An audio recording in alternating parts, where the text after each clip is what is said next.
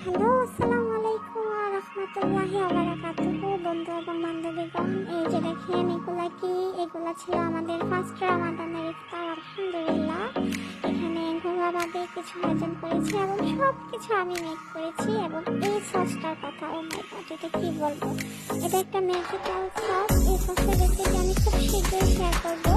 এই সসটা দিয়ে যা কিছু খাবেন সব কিছু অমৃত লাগবে।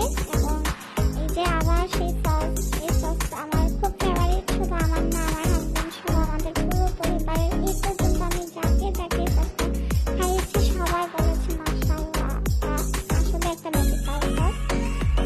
এই তো, আর একটা অনেক বড় একটা জিলাপি নিয়ে আসছিলাম। ওই যে জিলাপি দেখা যাচ্ছে, একটা জিলাপির ওজন 1 কেজি। এটা দেখে আমার এত লেগেছিল যে আমি সাথে সাথে নিয়ে আসছি। এখানে কিছু ফল রয়েছে, সালাদ এবং শরবত।